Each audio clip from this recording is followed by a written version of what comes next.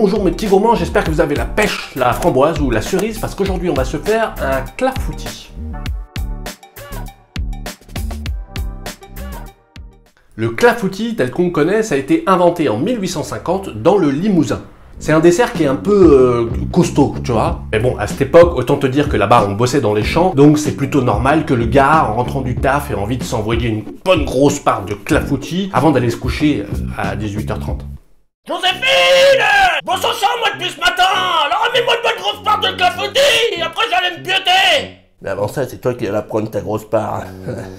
Sauf que là, on n'est plus en 1850, et même si ce gâteau reste indémodable, la recette a forcément un petit peu évolué. Donc je le dis tout de suite pour les puristes, ma recette de clafoutis n'est pas tout à fait l'original. Donc non, je ne laisse pas les noyaux de cerise. Putain, mais Joséphine, t'as que ça fout d'enlever les noyaux, merde! Eh oh, je m'occupe de 14 gamins, on a déjà perdu 2 en 3 ans! Elle a pas tort, n'empêche, c'est que t'as l'air à bouffer ce truc. Bah ouais, mais bon, de toute façon, nous on va utiliser des framboises. Mais moi je trouve que ça allège le gâteau, en fait ça lui donne une petite touche de fraîcheur. Eh dis donc toi, t'es poète ou t'es cuistot? Désolé Gaston, on le prend pas mal, mais franchement le clafoutis de Joséphine, je trouve qu'il a un goût d'omelette. Et en plus, le concept des noyaux, je comprends pas. Bah qu'est-ce que je dis? Qu'est-ce que je viens de t'expliquer, connard? Bon bah dis donc, elle a pas l'air commode. Ouais, encore toi, dis-toi t'as de la chance, tu vois pas le terrain qu'elle trimballe, hein. Mais bon, tu sais ce qu'on dit quoi, si t'arrives pas à voir celle que t'aimes, essaye d'aimer celle que t'as. Eh dis donc, t'es poète ou t'es paysan toi?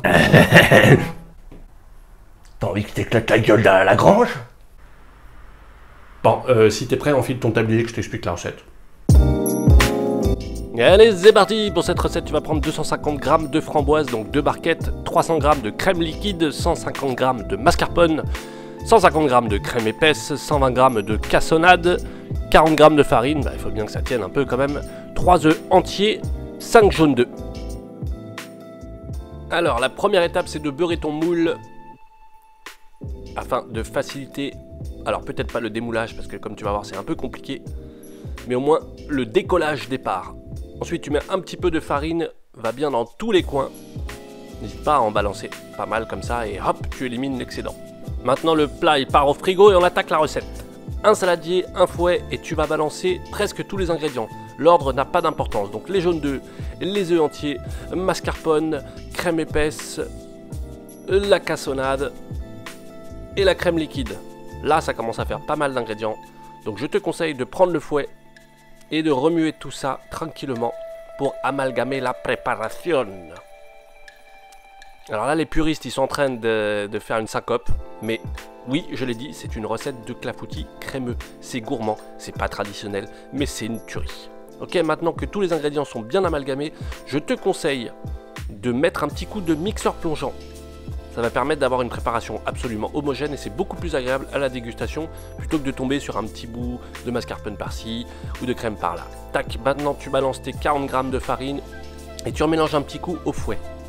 On va quand même remettre un petit coup de mixeur plongeant. Ouais, mais pourquoi t'as pas mis le mixeur plongeant avec la farine direct? Bah parce que moins on travaille la farine et mieux c'est, sinon ça devient élastique. Tu ressors ton plat du frigo, tu balances tes framboises dans le fond. Si tu veux en mettre plus, tu en mets plus. Si tu en mets moins, tu en mets moins. Tu fais comme tu veux, tu mets les fruits que tu veux, tu balances l'appareil. Et là, avant de saupoudrer, tu préchauffes ton four à 150 degrés. Maintenant, une petite saupoudration de cassonade sur le dessus. Ça, c'est pareil, c'est selon les goûts. Je ne te mets pas de quantité parce que tu fais comme tu veux. Mais c'est ça la vie! Et maintenant, tu balances au four pendant 45 à 55 minutes. Regarde un peu la tête qu'il a.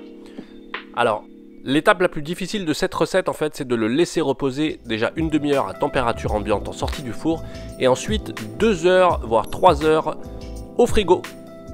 Ça va permettre de reprendre un peu de texture. Maintenant on peut se couper une belle tranchinette. Je te mens pas, la texture est tellement moelleuse que c'est très difficile de sortir le gâteau entier. Mais regarde-moi cette texture, c'est pas du bonheur ça? Attends.